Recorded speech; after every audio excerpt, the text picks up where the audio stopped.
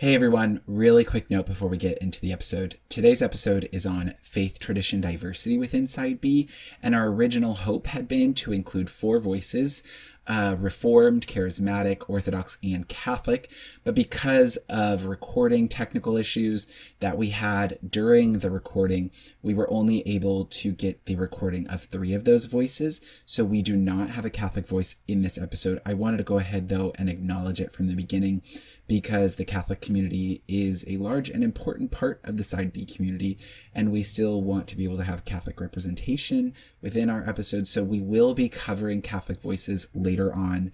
But we wanted to go ahead and air this episode anyway, because there was a lot of great content. We didn't want to take the chance of not giving this with you guys.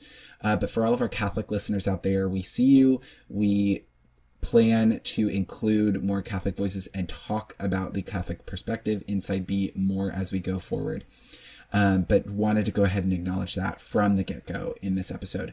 Anyway, with that, we'll head into the episode.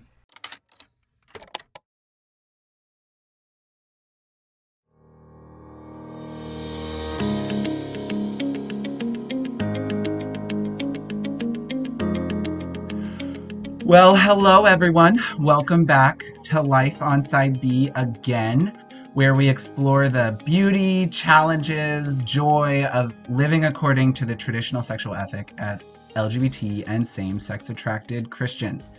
Life on Side B is a ministry of Posture Shift, which is a missiological teaching to enhance LGBT inclusion and care within the evangelical conservative church. And you can learn more about that at postureshift.com. and Guiding Families, their resource at guidingfamilies.com. So I am really excited. First of all, we have returning with us the Branden Polk. Hello, Mr. Branden. Hi, Josh. Good to be here with Hi. you again, of course, as always. Yes. For the first time ever, we have Johanna Goth Finegan. Hello. Hi. It's so good to finally have you on here. Been so excited to have you on. Yes. Great to be here. Yes. So good. And also, we have the lovely Gregg Webb. Hi, Gregg. Hey, Josh. Pleasure to be here. Oh, gosh. I'm so excited for us. You know, everyone listening, we're going to be talking about faith tradition diversity. You know, our community is a diverse one when it comes to faith tradition within Christianity, Catholicism, Orthodoxy, Reformed, Charismatic, and we have everyone here coming from different traditions within the Christian faith to share about what it looks like to be Side B within those traditions. So I'm excited to talk with you all. Before we get to that, I do have a few announcements I want to share with all of our listeners and watchers on YouTube. First of all, remember everyone, we have our live episode coming up on April 22nd at 8 p.m. Eastern, where the co-hosts are going to talk about this sides terminology. Is this a good system? Is it not? Is there a better system? Is there not? What do we do? All of those things. Please join us. There is a Google form on all of our social media. It will be also in the episode description of this episode. Also, if you send in your information, it's just going to ask for your name and your email. You won't receive a confirmation email right after. So, but understand we have your information, because I had a few people ask, did you get it? We got it. You'll get information the day of. So don't worry. Don't worry. That's all coming. That's actually that's my only announcement. All right. I think I want a second announcement now. You promised announcements. I promised announcements. I need a second one. Make it up. I mean, those are 2. Okay. Episode, no notification till day of.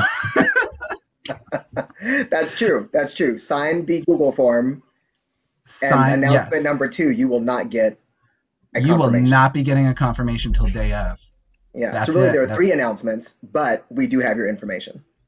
Yes. Thank you. See, Branden? Love it. Thank you. You're welcome. All right.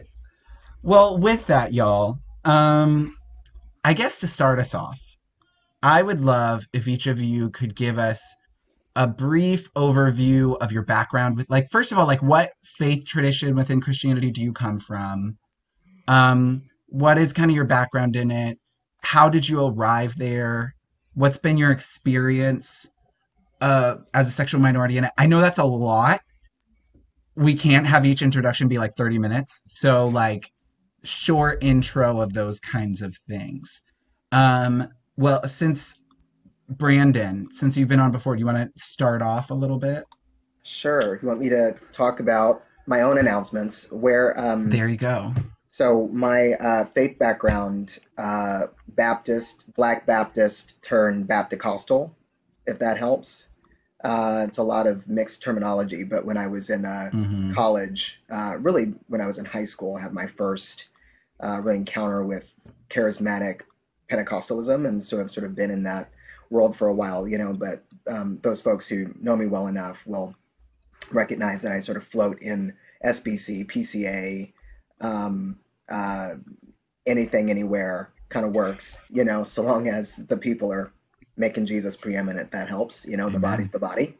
Amen. Um, and, in terms of like identifications and story and things like that, I said this before when we did the podcast last year, which is, how shall one identify? It's really difficult for me. So I just say, I am me. And fine if people want to use the shorthand of gay or bi or something, right? If that's helpful. But the reality is that Mm-hmm. it's much more complicated than that. So I want people to always ask me, sort of uh, for the texture of what the story means. Mm-hmm. It's just words are limiting. I don't mind that people use them, but they're just limiting. So it's an Makes total uncomfortable sense. answer, but I give it deliberately in that way. Yes, absolutely. And so, like, well, within that, like, how? Well, I guess you talked about that you arrived there because this is the tradition you've been born in. Can you give a little bit of a synopsis of kind of what has been your experience being sexual minority in those realms of Yeah, Christianity? sure. I mean, I think the main experience to say, and I'll be pithy, which means succinct, which means not long, which means not verbose, which is not what I'm doing at the moment. So, for all you listeners out there, Yeah. um, very, very conservative, but not very open to the conversation. And I know as a young believer, I didn't really have a lot of leadership or mentorship on how to navigate through this subject matter. I was more Mm, accustomed to folks talking about the gifts of the Spirit, and worship was hot, worship was live, that was a thing. But um, the causal issues, were on abortion or things like that. But sin in general was a little taboo, and particularly issues of sexual orientation or sexual anything, were causes for disintegration, isolation within oneself. They would be like the scarlet letter or the scarlet, whatever you want to call it, on the back of a person or yeah. the front of a person, So just Yeah. there's wasn't really an open space where we talk about, you know, that experience. And um, so it took someone, actually a mentor of mine, who noticed something, heard the Lord was discerning, and just approached me about it. And that happened a couple times, and that was really helpful, for being able to, start the healing process, and really a journey to deconstruction, reconstruction. And so yeah, so it's been Yeah. a good journey so far for me. I don't have a lot of trauma, but I don't have a lot of easy disclosures that I could speak to. Mm, So yeah. That makes sense. That makes sense. Thanks for sharing. sure. Absolutely. Joanna, would you like to go next?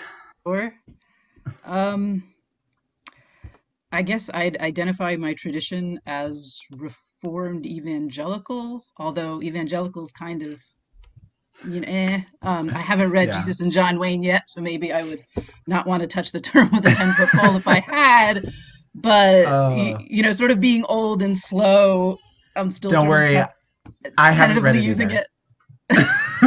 I'm still sort of so I don't know what the I don't know what another word is. Mm-hmm. So I was actually uh, led to faith in Christ by charismatic ex-gays.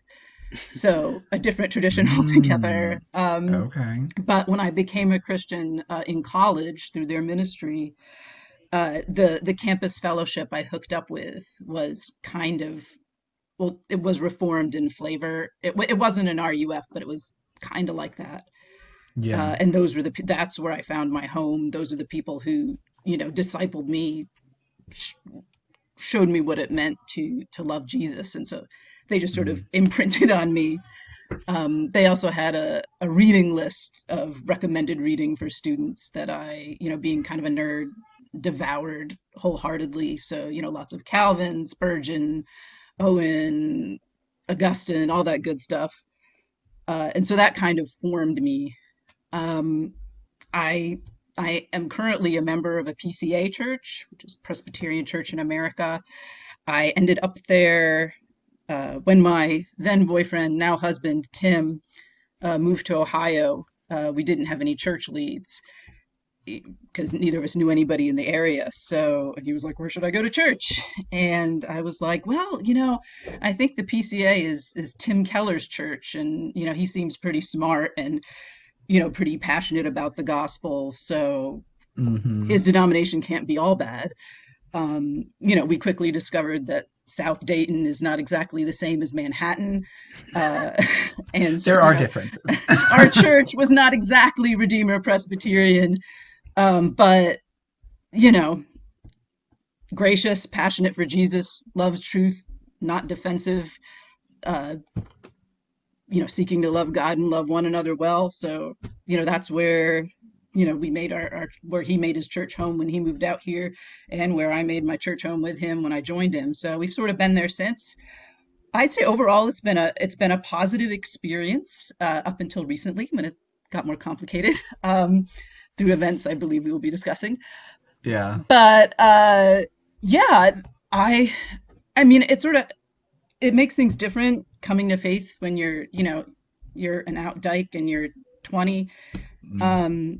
There's no question of who am I going to tell? I mean, I had a 3/16 buzz cut and a leather jacket and Doc Martens and guys jeans. So it wasn't like, oh gee, should I tell them I'm a little bit queer?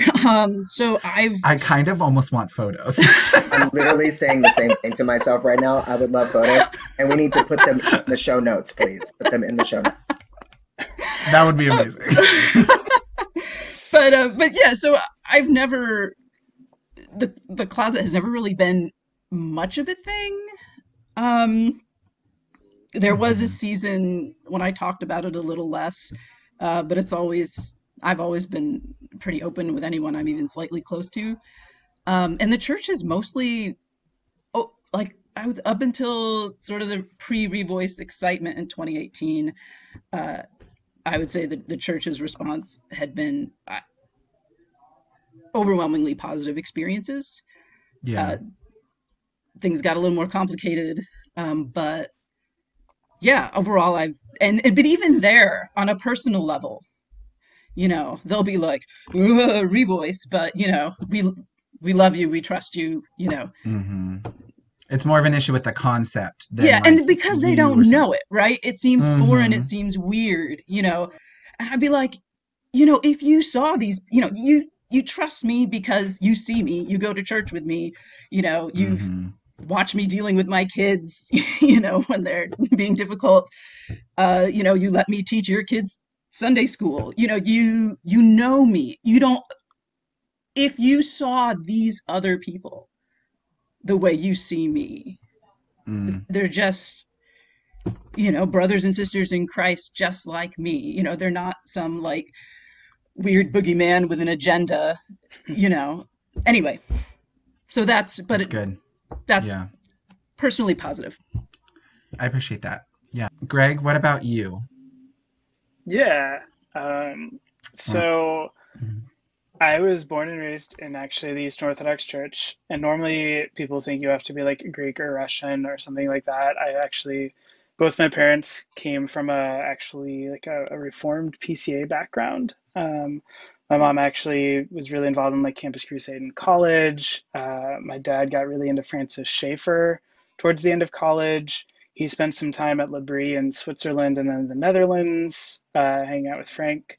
Um, Senior, not junior, I should clarify. My mom was a missionary with Wycliffe Bible translators in the Philippines for a couple of years, and then she realized she wanted to get married, and that wasn't going to happen on a remote island in the Philippines. So she came back stateside, married my dad, and at that point they were both kind of on a similar faith journey. And so they both converted a couple years before I came around. And so, yeah, it's the tradition that I've been born and raised in throughout my life. I was baptized in a Greek church. I was raised in a Romanian church. My parents helped start what's called an Antiochian parish, which is going to be a little bit more kind of more Americans, but also traditionally more people from a Middle Eastern background. So I went to a summer camp with a bunch of Palestinians, Lebanese, and Syrian kids. It's one of the few Christian summer camps you could go to where there's just Palestinian flags hanging out of cabins and kids who have free Palestine t-shirts. And so it was definitely a unique experience as kind of like the white homeschool kid. Yeah, and then throughout my time, I've continued to be involved in the Orthodox Church. When I was younger, I was an altar boy, but then when I was like 14 or so, I started singing. And so in Why most is of it the I can totally traditions, imagine you as an altar boy? I know it's really easy. I do really well with like a complete like skirt kind of, I don't know, cassock, I guess we would call it. Yes. I was only kicked out of the altar a handful of times as a kid. Typically, fire was involved. But yeah, we had lots of fun. I mean, like, I was kind of like a slightly ADD kid growing up. I still can be a little bit. And so it was always helpful for me to like have a task or a purpose or a thing to do. And so that switched to music. And so I did Byzantine Chant, which is one of the two kind of main music traditions in the Orthodox world.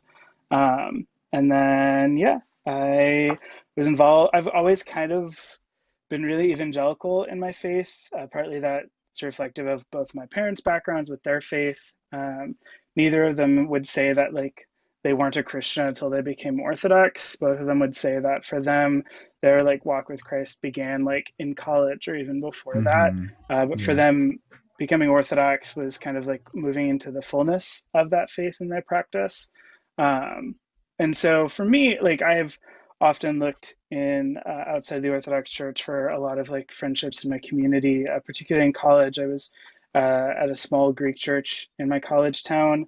And so there was like always maybe a small handful, like two, three, four other college students there. But when I first started there, I was basically it at that point. And so I very early on knew that I was going to get involved at some extent in broader kind of campus ministries. And so I got connected a little bit with RUF at the time, but for the most part, my kind of core ministry throughout my 4 years of college was a local ministry through a local EPC, Evangelical Presbyterian Church, called Veritas. And so not to be confused with the Veritas Forum, which is its own thing, just one college campus ministry in Columbia, Missouri. Yes. So yeah, I did the whole like Bible study small group thing with a group of guys throughout 4 years of college. And then I did a 3-year master's degree at a Reformed Presbyterian seminary in counseling at Covenant in St. Louis.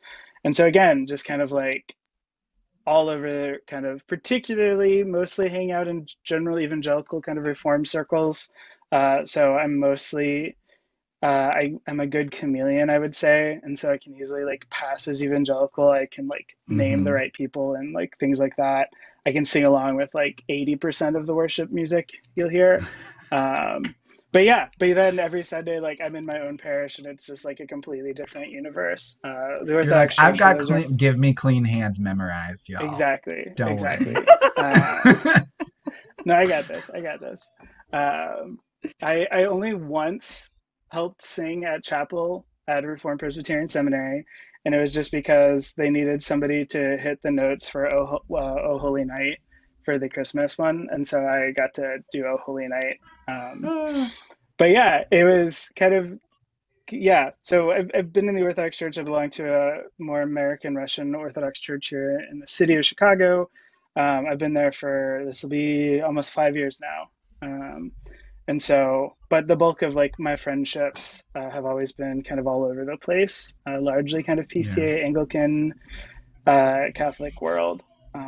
So yeah, as far as like how that all connects with like my sexuality, the Orthodox Church has dodged some of the more kind of standard evangelical hangups sometimes. So there's never a huge deep dive into like ex-gay world, even though that still has been influential in some circles. And part of that was not like out of like some willful intent or rejection of ex-gay stuff. It was mostly just that like all the ex-gay people were really like not orthodox. And so like we weren't reading Nicolosi and like all of the people the rest of the evangelicals seem to have been reading at the time. So like dodge some of those bullets. Like my first experience with like a Christian dating book wasn't until college. Holding Hands, Holding Hearts. It was really great to hear about as a single celibate gay kid. But yeah, as far as in my church, I've been pretty out and open for a while now. I started actually publicly blogging like tail end of my junior year of college. So back in 2011, if that doesn't age me, or youth me, I don't know which direction you want to come from. And so, yeah, it's kind of been this unique situation where like I've been pretty out. I did my first kind of speaking gig at an Orthodox gathering back like 2011, 2012. So there wasn't like a huge coming out moment for me. I literally think I have 2 or 3 blog posts out in the universe called Coming Out Orthodox. Literally, I think there's volume 1 and volume 2. So yeah, I've never received overt rejection kind of within the Orthodox community. Thank God. It's definitely, I've experienced some friction, some pushback. But largely the Orthodox world at this point is just kind of very stuck on the matter. You kind of have 2 really intense polarizing sides, both kind of pulling in opposite directions.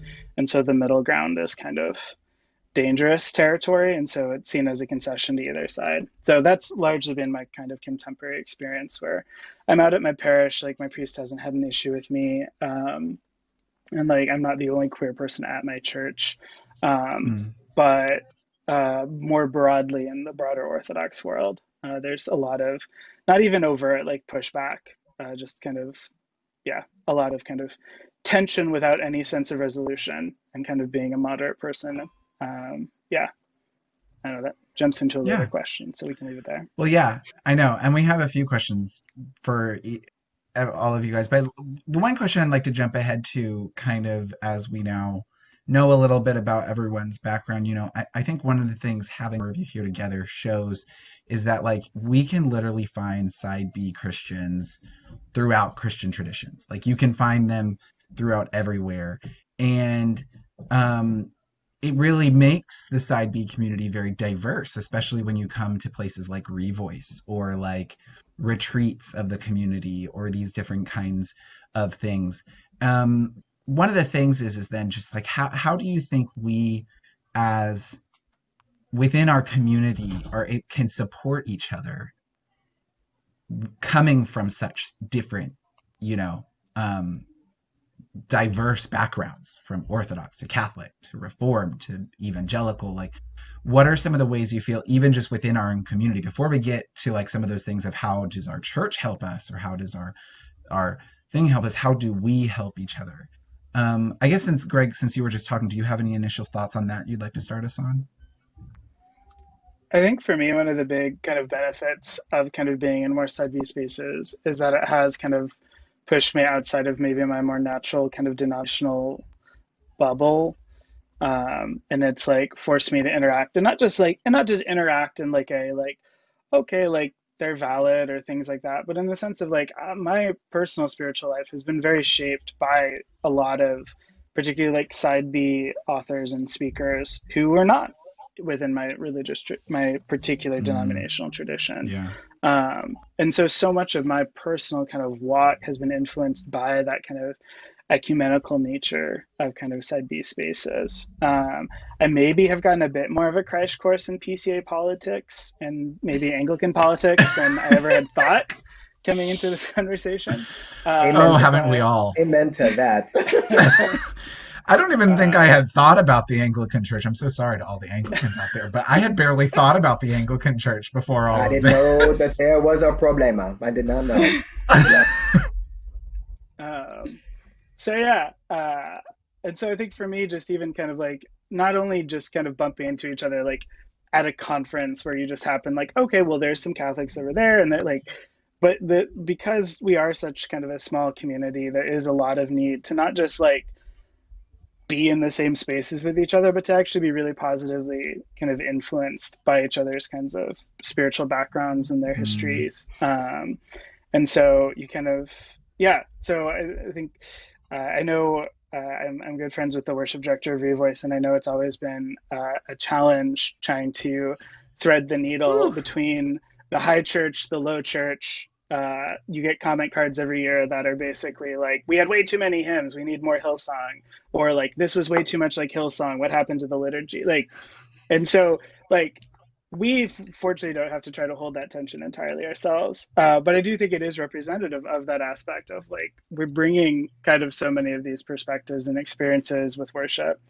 And so it helps to kind of, I think, be gracious, to be open to kind of learning from each other and each other's backgrounds and experiences, and acknowledging that, like, to make a space where any of us can kind of come together and have any form of worship together is going to require some concessions and some kind of movement outside of our bubbles. So for me, like, there's definitely theological ways where it can impact the theologies that we have, and like whether you're Catholic and you have a stronger theology of the body versus Reformed and much more covenantal, or Orthodox, which is much more sacramental, like, we can get into those differences too, and those have positive impacts. But for me, the kind of personal aspect is just kind of being in that space and doing just life, not just kind of like awareness, but actually like life in the nitty gritty, praying with people who are not from the same faith tradition as you.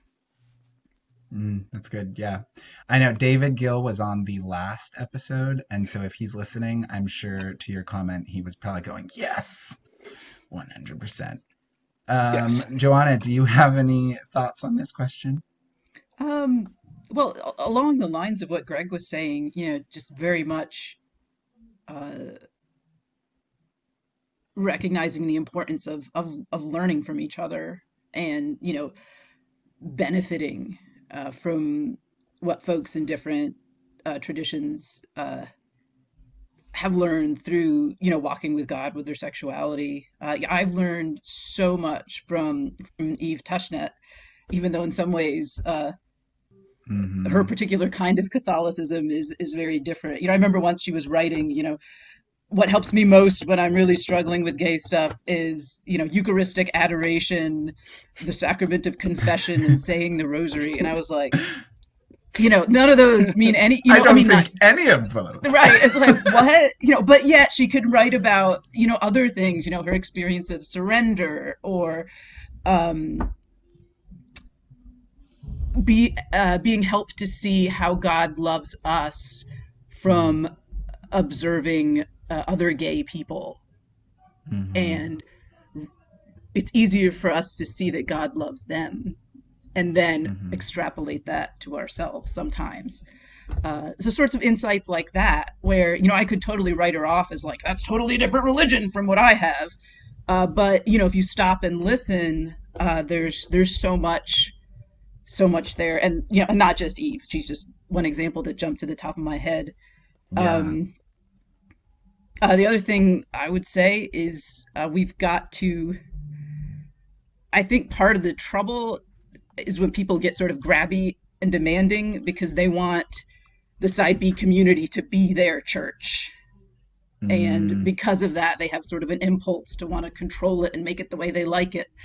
So I think it's really important that we, to the extent we can, I understand there's all kinds of barriers and hindrances and challenges based on your tradition, but to the extent we can, let's try to put down roots in our own traditions so we can come into ecumenical space and, be sort of open and generous with each other, and not be yeah. like, I have to have my hymns or what have you, or Yeah. anything like that.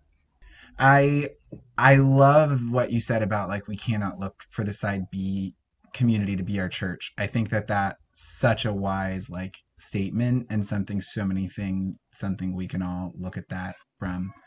Brandon, any thoughts from you to wrap this up with this question? Sure. I think so. I mean, and maybe mine will be a little bit more um, counter you know, Hmm. not counter. I'm Love not. it. Bring it. I'm Bring it. Bring it. never quite counter. Countercultural, as one would put it. No, what everyone said, has been great. I think there are several diverse streams, paradigms of people coming in, to quote unquote the side B community, right? And I think, Mm, um, like I've said before, language is really limiting, and we are people, just humans. We tend to attempt to make meaning out of things we don't understand. mhm. And I think that Joanna's 100% right. Like, we are prone to make meaning out of something. We're prone to make a community that has side B and then Christian after it into a version of what we think our Christian community should be like, oftentimes in projection from the pain that we've experienced as the people going Mm, through X, Y, and Z scenario as queer people. The challenge with that is that, and this is the main challenge probably that you'll probably ever hear me say. I don't do a lot of criticism. I'm not indicting anything or anyone. I'm not that judgy. Greg thinks I'm a little judgy, but I'm a little I'm a little judgy. Is that oftentimes in our debate on what the culture of side B Christianity should look like, we forget to actually make preeminent the personhood of Christ over all of it. woo. And it really does frustrate me beyond everything, not because I'm frustrated with our humanity, like we're broken and we have to come to a place that is uh, that is a healing stream for us, you know. But the side Yeah. B community, whatever that is not a pond or a stream in and of itself that has all of the ingredients necessary to facilitate the healing for every person, because the side B community is filled with humans. The thing that actually will make that healing stream possible is when we actually make Jesus everything on top of it all, right? Um, Yes. and we have a challenge with that because we can get hyper consumed with the pain and hyper consumed with the story, and honestly hyper stuck in lamenting and never actually make it to breakthrough.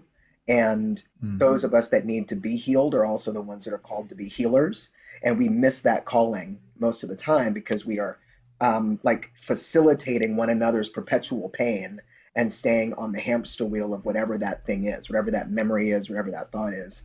And I think that the mm, gospel has to be much more powerful than that. At least that's my experience. And I would love, this is my Pentecostal side, like what I want is like a Revelation 4 church. And I want a Revelation mhm, 4 side B community that's completely, absolutely whacked out and consumed on the beauty and the wonder and the worthiness of God mm, without any competition of his, like we shouldn't be carrying anything, not even our own pain, that's in competition with what his glory is doing in us, you know? And mm. my Bible says, any man that will seek to save his life will lose it. Any man that will seek to, that will lose his life for my sake will gain eternal life, right? John 15, if they persecuted me, they'll persecute you.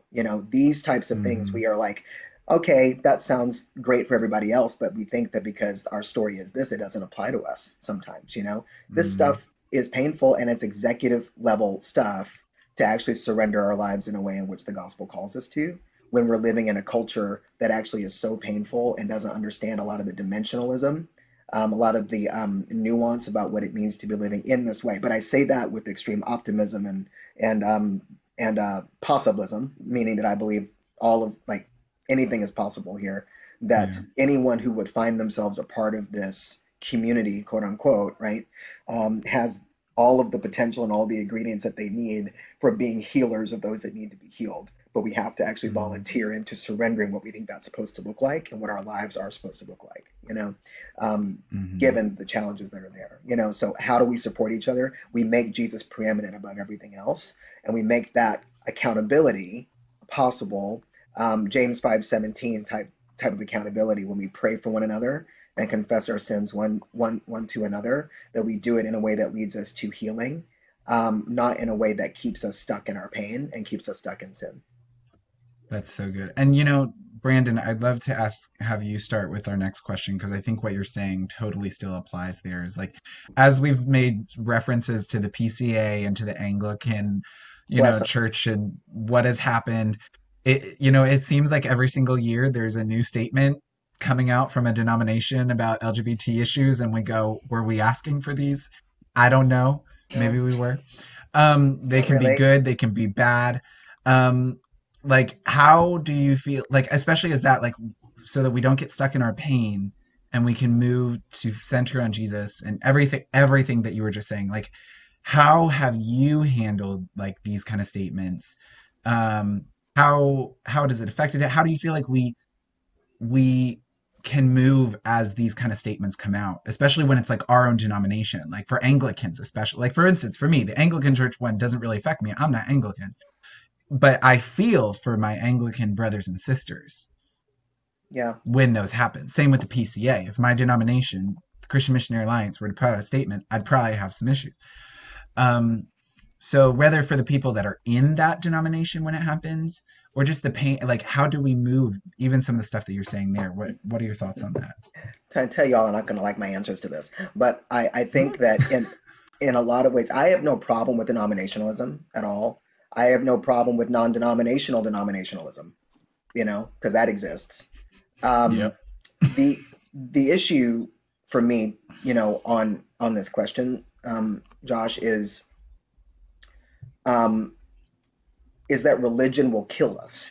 Like Mm. all of this Pharisaical type of stuff where people are parsing over words. And I seem to remember the Pharisees coming to Jesus telling him that trying to catch him, it's not lawful to heal on the Sabbath, correct? And then Jesus, as astute as he is, intelligent carpenter, as he is and shall always be, says, "Hey, there's a man lying in a ditch because it's the Sabbath. Do you heal him or do you let him die? Just because it's the Sabbath, of course, right? So of course, you go and you heal this like guy, that's in a ditch and hurting, right? All of these statements, as far as I'm concerned, are the intellectual exercises of, generally speaking, people who are not connect. I think that maybe they're well-meaning. I can't speak to their character, but I can speak to the fact that it doesn't have an impact on whether or not I can heal the man in the ditch, or whether or not I can be the good Samaritan to my neighbor. It doesn't have any effect on the reality of the worthiness of Christ.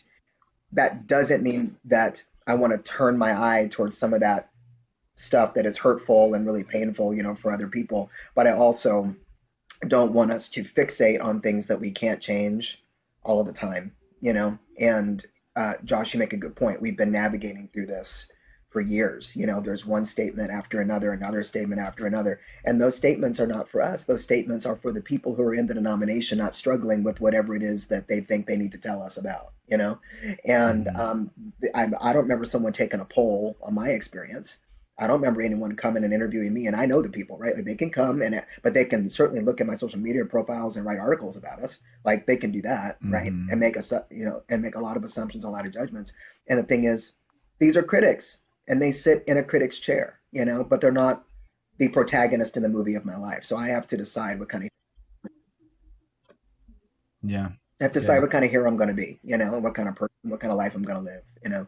Yeah. So that's just the encouragement, but that gets to your other question about we have to be equipped to apply healing balm, to one another's wounds while also holding one another accountable, to be the healers, right? That are also not just receiving and as part of our community, but also ones um, that are healing and commissioning and laying hands on other people, as agents of the Lord and ambassadors of Christ in our own way right now. So, but Mm-hmm. I know that's not, I It's know good. that puts everybody between a rock and a hard place because I'm like, yeah, I'm not trying to make it easy for people who are hurting to stay hurt. And I'm not trying to make it easy for the people that are doing the hurting to not be called out on what they're doing. I Mm-hmm. don't like zero sums or false choices. We can do both. And it's our responsibility, as individual believers, in a community to make sure that we're living to the expectations of the Great Commission. Communion is a thing, communion with God is a thing, and we should pursue that no matter what.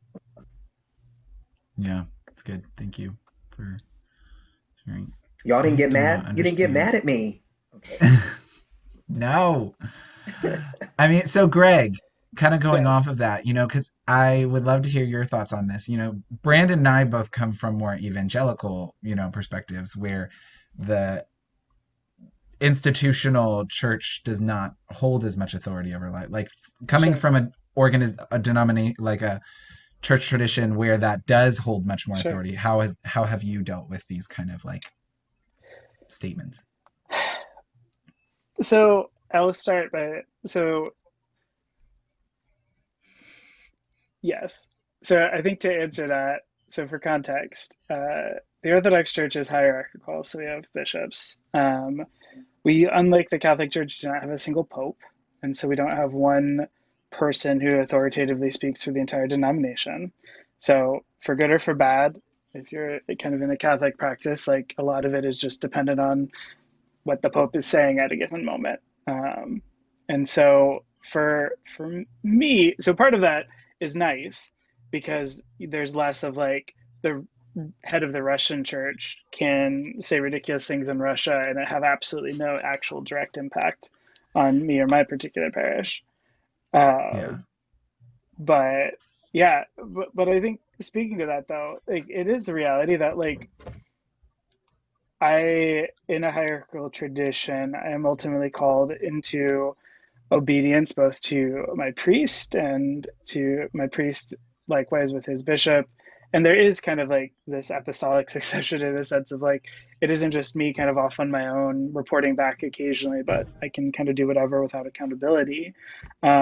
I function pretty independently, for good or for bad. I'm not good at running things I do by my clergy in that sense. There are definitely some people who like things like doing this. They would like first like check in with their clergy. That's never been me. That's never been my background or experience. Um, Mm-hmm. and so I haven't had big statements in the Orthodox Church. What you'll get is you'll get like sermons preached by one person somewhere that kind of causes waves, and then so you end up with like the Twitter spiral. Um, And I do also acknowledge that, like, one of the more outspoken kind of critics of kind of some of Side B spaces has been like Roger, and Rod is Orthodox. And I have to figure out how to put him in there somewhere in kind of that messy family, so to speak. Yeah, so I do think that there is like for me interacting with side B spaces, like for me, like my church, my parish, my priest, like that's where I receive the sacraments, that's where I worship, that's where I have liturgy, that's where I have the Eucharist, I have confession, like all of these things for my spiritual benefit are given kind of through my church, my parish, my larger Orthodox context. And so I think part of it with that is that like there is something to be said for like when I leave kind of that space and I do enter into non-Orthodox spaces and circles and I worship with Protestants and I have to like figure out all of those dynamics. Um, Yeah. that is a challenge sometimes for me and it is unusual. I'm definitely not the only Orthodox person inside B spaces, Mm-hmm. not at all. I have good friends all Do over. you Yes. do you ever feel more at home with side B Catholics or side B Protestants? Then with other Orthodox or with side B Orthodox? No, like so, because I mean, as you said, you're not the only Orthodox side B'er, Correct. but obviously, I would say the Orthodox side B Sure. community is probably smaller than the Catholic. Correct. I,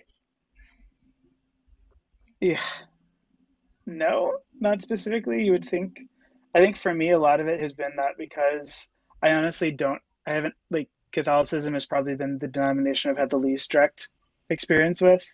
Uh, Interesting. and Hmm. so, and so for me, it has largely been Reformed circles. So I feel very Okay, at home in kind of like a PCA Reformed because you went to EPC kind of Covenant environment. Yeah, as well. because I have 30 hours of Reformed systematic theology that I paid Hmm. for.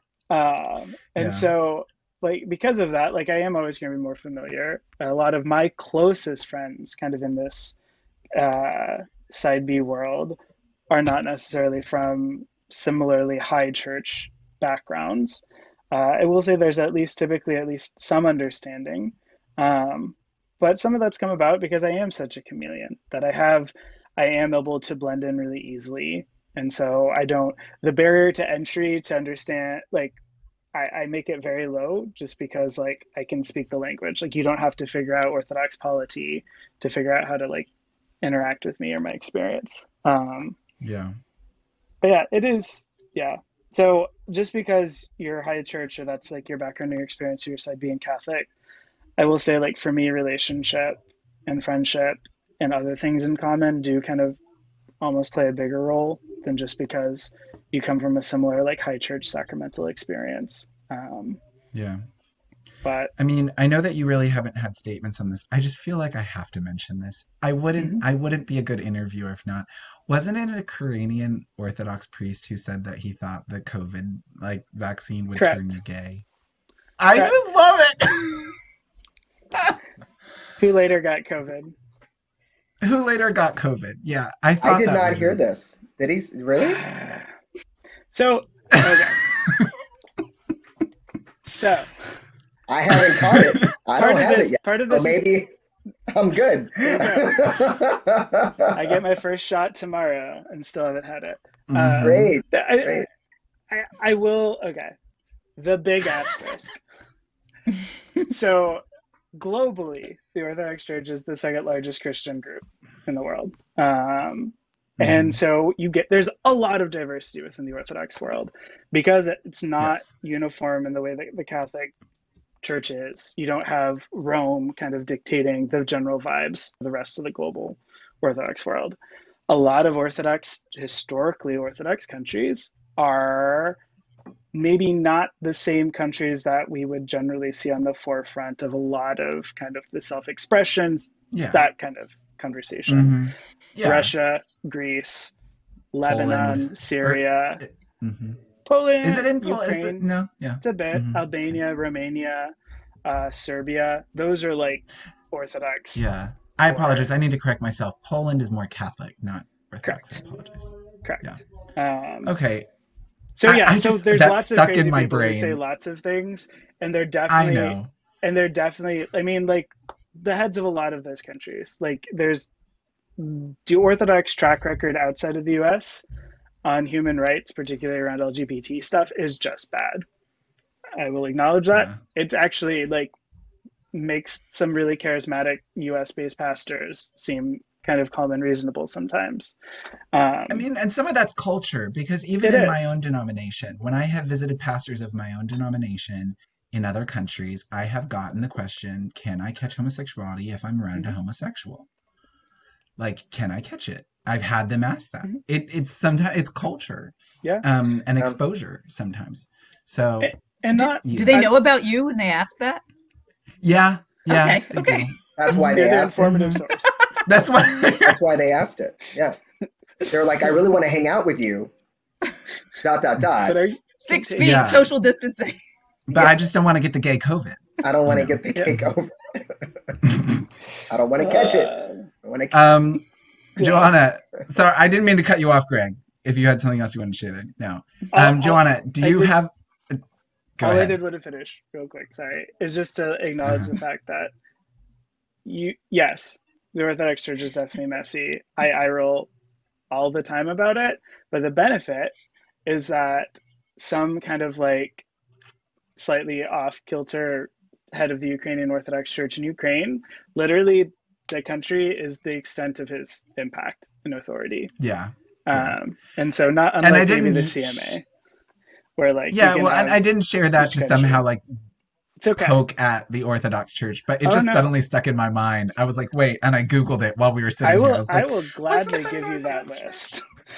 Okay. You want to poke? Yeah. But anyway. Absolutely. Johanna, I feel like of all of us, you're the one who has been in a denomination when a statement has been made. And like, obviously it's been a hot topic. Like, how do you deal with that?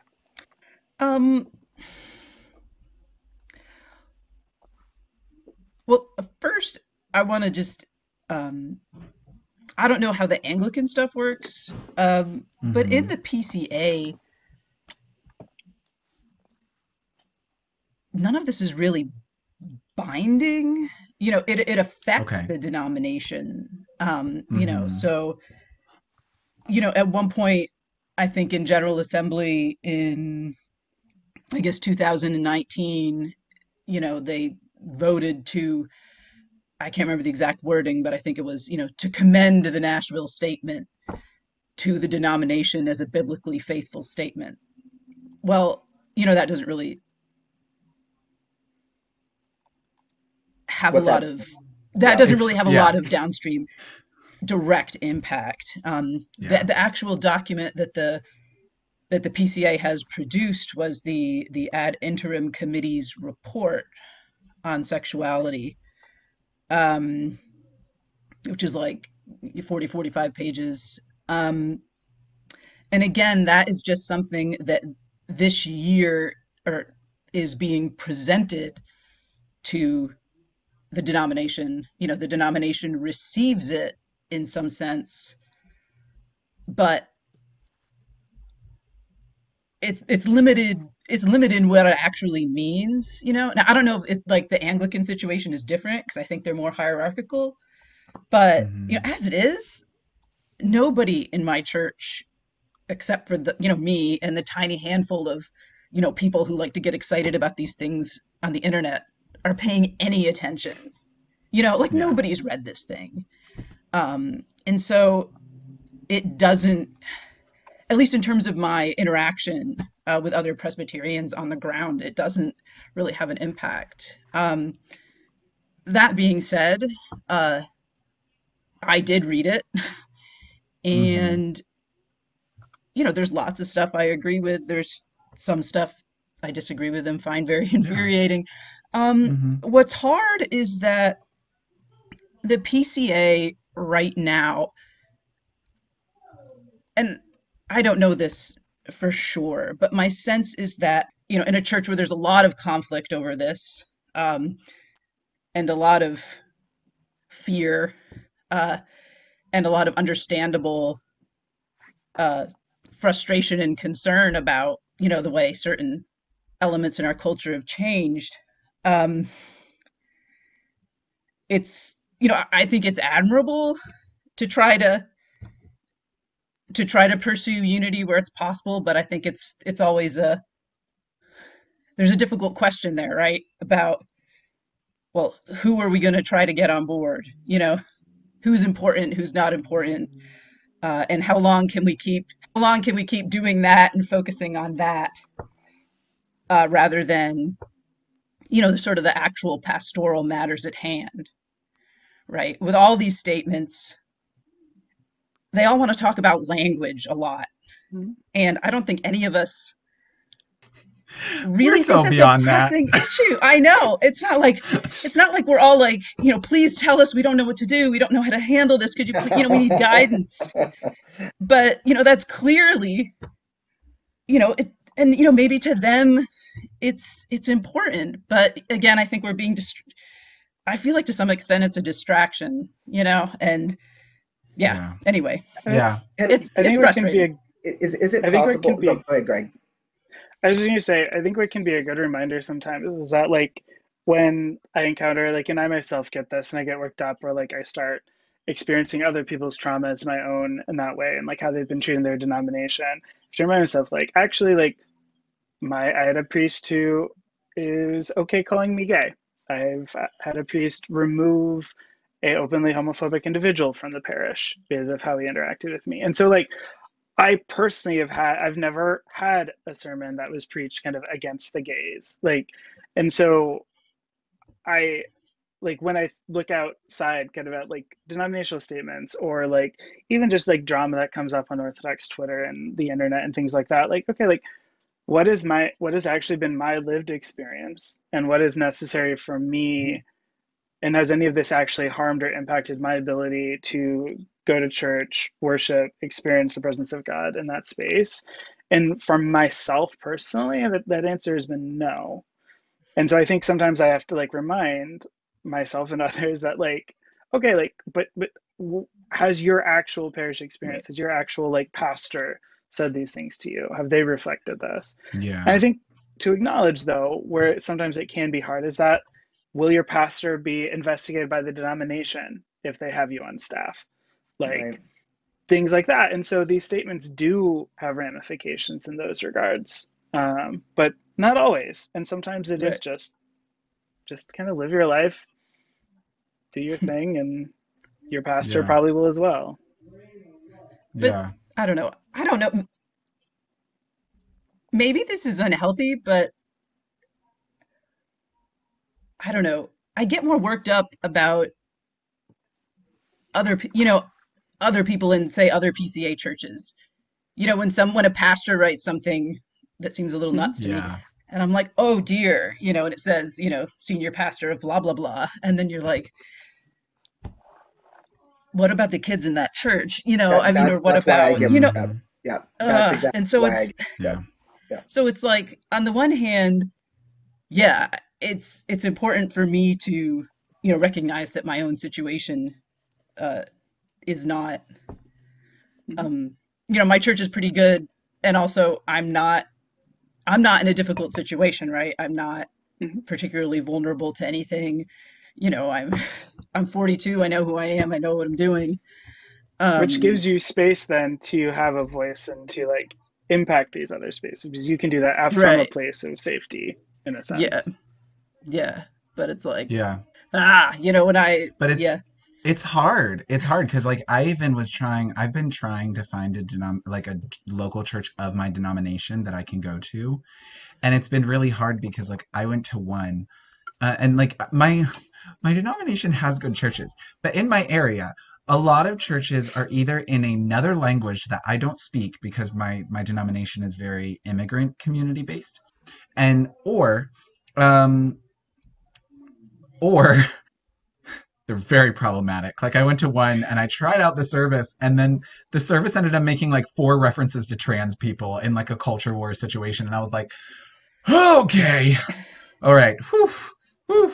Wow. What am I, and it's hard because for me, it was like one of those things where I worried about the kids in that church. Like I was like, okay, I ain't going here, but like I feel bad. And, Brandon, that leads me to a question I have specifically for you. I have a few more questions just specifically for each person. Like, as evangelical, charismatic, this kind of thing. Um, I don't have statistical work on this. This is just like my experience, so feel free to push back on this. But I feel sometimes like it looks like the charismatic theology. Sometimes you see ex-gay popping up more there, especially because of the understanding of miracles and healings and these kind Yep. of things. Um, like what then you see in other traditions. And then as you said, sometimes it's like, well, it might be a person that I'm not connected to, but as someone who's gone through conversion therapy, I go, what about the kids in that church? Hmm. Like what are your thoughts on that, and how do you feel like in the evangelical, especially the charismatic side of the evangelical church, we can take steps to counteract that? Yeah. Yeah. It's a really unfortunate situation, that we create false choices, false dichotomies, and, for me, that isn't XX gay or whatever that is, or whatever, the let's be healed of this whole thing, in the way in which someone defined what healing looked like for me, right? But the Lord defined healing for me, right? And Yeah. that's why I say like there is healing, and then there's also like, the suffering and the beauty of the suffering and the fellowship of the sufferings of the cross, and I don't I'm a happy, suffering, complicated person, and people ask, well, how are you doing? I'm like, I'm pleasantly complicated, like that's the thing about it. I love it. I'm just over here just trying to figure this mess out, you know what I mean? And there are a couple of things that I know well. Um, I don't know too much, but I know that when it comes right down to it, I've run away from the Lord and find myself coming back to him because my conversion is authentic, because he did it. And so That's um, good. this whole movement going on, I think, in this evangelical space, mostly like in this charismatic Pentecostal world, I think comes about more feverishly in in a non-denominational structure that is looking for meaning in its own identity, as people, as individuals. And I have no problem. I love signs, I Hmm. love wonders, but they're not God, they're his hand and not his face kind of stuff, right? So Yeah. I want the Lord, and if he wants to do a miracle, I'll be the first one there praying for it, ready to, fast and pray and do it, Um, Yeah. at the same time, it's really up to the Lord to really dictate what that looks like. So, but I think something that Joanna said earlier, this whole thing about language, I think is really revealing. I think my own personal journey. I'll be 40 this year, in July. Don't Ooh. don't let this coconut oil fool you, um, because we be bathing in it, Ooh. trying to keep it tight. And I won't tell you about the Botox I'm going through. I'm just kidding. I'm not doing Botox yet, but we are on the way. Um, Keyword yet. I am on the way. um, is I think that, one of the main issues going on, I think, in the broad big C church, regardless of denomination, regardless of creed, is this issue of identity that we've largely gotten culturally from practice and ritual, which I love ritual and I love liturgy, and as a charismatic, I volunteer freely into my Anglican friends going, and I've led worship at an Anglican church and participated in liturgy, and it was wonderful, and it was great, But my identity was rooted in like seeing the Lord in that at the time, right? I wasn't using Hmm. these practices as a crutch. So I see the same thing in charismatic circles where we oftentimes use the worship movement, right? Not worship itself. We use like Yeah. worship songs or worship experiences as the actual crutch. And then we use certain ways in which we talk about healing and talk about certain experiences, right? Like God will heal you of all of your afflictions, and do all of this. And we very choosy, right, about that type of affirmation, that gets people to focus very narrowly, on who God is and what He can do for you, right? It's prosperity gospel in its own way, right? That isn't about your Hmm. finances, but it's about, oh, you're gay. Well, guess what? God can fix that for you. God can He fix it. can Yeah. fix it, Jesus, like you said you would. That's what we said back in the South. Fix it, Jesus. Hmm. That's what he would Yeah. say. But Yeah. at the end of the day, it's like there isn't anything wrong. You know, Hmm. if I speak shalom over you, or the Lord speaks shalom over me, I give you the peace that surpasses all understanding. It's like there's nothing missing, nothing lacking, nothing broken. This is shalom. And Hmm. my identity then is in what the Lord speaks over me, right? So my own trauma coming out of all of this actually is mitigated by just the Lord just coming one day and just saying, and being mentored in this. It wasn't like this heavenly thing. It was a hard thing where Yeah. where he sent people who were seasoned and sage, who had no idea about this experience, with the message of like being exchanged, like my life being exchanged for Christ's life, and my identity is rooted in Him. And now I have a filter through which to understand my experience, or to wrestle with God doctrinally and experientially how I'm supposed to live my life, that is not based on what some charismatic pastor, God bless them, love them to pieces. Some of them, they're my people, and I love them. But now I'm old Hmm. and I'm dying, and I just go, I don't really care as much as I used Yeah. to about your short-sighted understanding about what this stuff is. And Yeah. the reason why it's short-sighted is because largely we don't. Our leaders are struggling in their own identities in other ways, and because they're struggling in their identities, they aren't inviting. They are not deliberately inviting diverse experiences where we can wrestle with the nuances, right, and Mm. then Of our of our own experiences. experiences, and see Yeah. that there's room in what you would call just straight up biblical, but there's extra biblical. We are trying to extrapolate meaning from things, and Hmm. people are then trying to apply and suppress and oppress you with certain meanings that make them feel Hmm. better about their own lived experiences, and that is a problem. But I Yeah. love you. I mean, whatever. I got to be free, but I'm 40, so I'm free now. and I Exactly. make my own money and no one, so you're right, like you have to worry about the like kids, right, who are in college or in high school or whatever, and don't and are trapped in their parents' homes, or in high schools, or in their churches, right, and I don't mean trapped in like a bad way, but like they just don't have the resources to go out and get other resources, to help them navigate it in a Yeah. way that's helpful for them. So that's the infuriating, part for I me. Yeah, I totally agree. And actually, Joanna, when you spoke your spiritual friendships talk at the first Revoice, I love one thing you said there, and I'm not going to quote it correctly, but you said something about like ultimately sometimes like we're not saying that God can't do everything, but that sometimes we have to look at how God is working within the majority of experiences. And there's something to be said, and so I'd love if there was something more you had on that, like, but like I love how it's like God could turn me into a wombat if he really wanted to. He could. He can do anything. I believe he can do anything. But like there is something to be understood how God works in the majority of cases.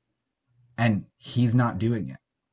He's not changing us. He's not, and that's okay. God seems to be fine with that, you know? Um that doesn't mean he's not able to do what he wants, but he works in really weird ways Mm, sometimes, say it. and he sees the glory in that. Go ahead. So many of us, right? So many people went through Exodus.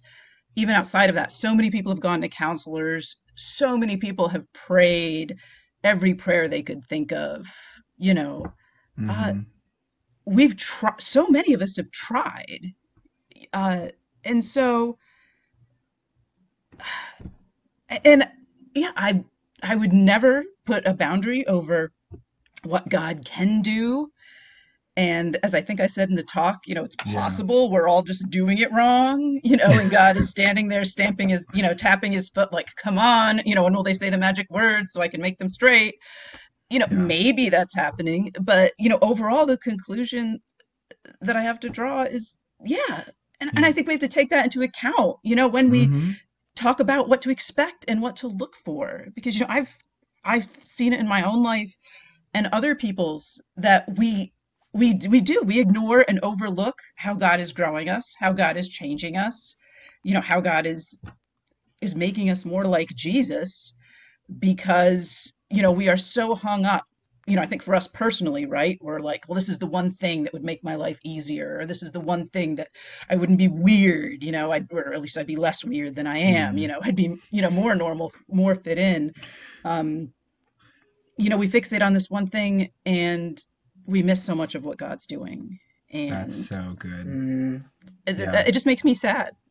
Yeah, it's true because God is doing so many other beautiful things in our lives, and those shouldn't be missed. Absolutely. To move into a little bit more, because I have a few more questions to get, but I don't want to hold you guys up too much longer. Um, really quickly, Gregg, a question I have for you is, I know, you and I, we're great friends. Love you. You are someone I love so dearly. And I know you have very extremely close relationships with a lot of Side A people.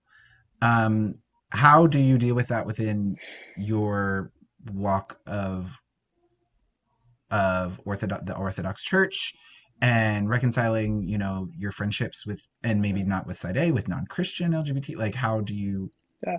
go through all of that? I don't always know. Like, to be fair, like, I mean, like, it's I want to be careful before I say anything because I don't want to imply that I have like some sketched out formula, which is like how I've approached all these relationships, and they all fit very cleanly and neatly into like these very carefully constructed Yeah. boxes and templates for what that relationship looks like. Well, because we're not, I mean, friendship is not that way. Like, we become, Yeah. I'm not trying to answer for you, but I'm like, friendship is friendship and organic, and we're not there with cords of how do I reconcile my friendship with this Yeah. person. But yeah. Yeah. I think for me, maybe, yeah, I think years ago, Ron Belgao and I were having a conversation, and he, for a while, I don't know if he's used it recently, but for a while he liked to talk about kind of sometimes side A, side B stuff kind of in an ecumenical framework, which I think has like its flaws and other issues sometimes. But like in general, for me, like as somebody who has largely existed as an Orthodox person in non-Orthodox spaces, like I like from an Orthodox framework, you can make the argument with certain father like writers and elder like the big theologians of church history that basically like anybody who's in a denomination that does not practice or is not Orthodox or doesn't have the Orthodox or like the teaching of like the real presence in the Eucharist, something like that, that is by some Orthodox writers that is seen as like such a core aspect of a relationship with God that like you can't really get into heaven if you haven't actually received the body and blood of Christ in communion and Eucharist. And that's one of those things where like I don't personally believe that. And that's by no means kind of like a universal teaching. There's definitely disagreement in the Orthodox Church. But I think something like that for me though illustrates the fact that like none of like the vast majority of all of my friends by that standard would not be going to heaven in that sense. And so like if I want to set the bar high and like if I want to within my tradition, I can do that. I can put it really high where I can basically exclude almost everybody else. For context, within my tradition, there's also theologians who basically set the bar as low as possible, and that the bar should be like under yourself. And if you're the greatest of sinners, and therefore like it's like almost universalism. So like both contrasts exist in the Orthodox tradition. But I think for me, like that, like okay, like no, at the end of the day, like I have lots of friends who are dear friends who are Calvinists. I am absolutely not a Calvinist. The Orthodox Church like has a very different view of justification than a lot of kind of the more Western churches. And so for me, I approach a lot of kind of the side A, side B conversation through that ecumenical framework. Like that there's already so many other points of theological difference that disagreeing on the genders required for the sacrament of marriage, which is maybe reductionistic, but like for me, like you can phrase it that way, that is not necessarily even the biggest theological disagreement between me and a side A Protestant friend. Yeah. I will say that within my own tradition, within the almost all of my side A friends are not Orthodox. Most of them, yeah. The friends that I do have who are side A and who are Orthodox, in most cases, we met as side B, and that they've kind of transitioned, and it's a struggle for me, honestly, in a way that it isn't when my friends are in other denominations or are actively involved in churches that are affirming. That has its own struggles, but for me, like having fellow Orthodox people who are actively involved in the life of their church, who are in an open, intimate relationship with somebody of the same gender, I struggle with that. I don't know what to do with that. I would say like my own faith sometimes is not always like the strongest. And so like if it would be really difficult for me to be in a church where you could be kind of in good standing with the church and still have like a gay romantic sexual relationship. Because that is part of why because I am in the Orthodox Church, and the Orthodox Church does hold to more historical traditional ethic in that regards, like it would be really difficult for me to be in that place. And so I do know that there are Orthodox churches and Orthodox priests who are quietly affirming and who actively will commune gay couples. And I struggle with that. I'm not actively like trolling them on the internet or like reporting them. Like really, I'm correct. No, I mean, but it is a struggle to know, like for me, like if I like, would I want to, if I knew that so-and-so Father Cosmati at St. Basil down the street, one of those is real, one of those is not real. But like, if I went there, like, and I could have my boyfriend and be in a sexual relationship and it didn't impact kind of my experience within the church, that's difficult to say that I would like say no to that. I mean, I am and I do. And so I want to caveat like the whole side B, side A friendship thing because it is a lot more difficult when it does kind of come within kind of the Orthodox space. Yeah. But I don't know if Well, and I that's guess super that makes articulate. sense a little bit. Like, I guess it makes a little bit more sense because this is where a little bit of the faith tradition differences come into Hmm. play. Like, as an evangelical, whatever, as we've talked about, like Yeah, the Nashville statement, okay, cool. Y'all thought that, yeah, whatever. I don't Yeah. care. Bye. Like, like my faith don't like I can, because I think the Protestant, like sure. especially like evangelical idea is so much based on your own reading of the scripture, Hmm. and what church leaders say does not change what you Yeah. believe. Whereas in the Catholic and Orthodox traditions, that Hmm. church teaching holds much more weight upon than how you live out your faith. I Hmm. mean, so I understand that obviously within the Orthodox Church it would be a lot bigger thing of a side A Yeah. relationship within the Orthodox Church versus a Protestant person. Yeah. And I like want to humbly acknowledge that, like, if the Orthodox Church had a big council and got together next week and they decided that gay marriage was perfectly fine and acceptable, which will never happen in a million years because the church is a mess in some ways, it would never be that organized. Literally, it would just never even get on the agenda. True story. There's a big Orthodox council a couple of years ago that was supposed to take place in Crete. And Russia decided to put all these rules into place, and they all agreed on these like universal rules for how they would like make statements. And then Russia at the last minute backed out because they disagreed on their own rules that they created. It was really like, so it derailed the whole. Anyways, so That's like we're great. Oh, very fun. petty. So we'd never be that Love it. organized. But yeah, but like if an Okay. Orthodox denominational statement came out that affirmed gay Yeah. marriage, like I would hope that I would be a dissenting voice, but I don't always know. Yeah. So good. All right. Final question, Joanna. I'd love to ask you, as you know, again, kind of going back to the PCA, which is a denomination that, whether we like it or not, is so tied to this side B community. I don't know what No, was in the either. PCA water, but there is somehow so many PCA gay people. We all It's networked at interesting. Covenant. No, I'm just kidding. We all, They pretty all like much Covenant. all went to Covenant. Yep.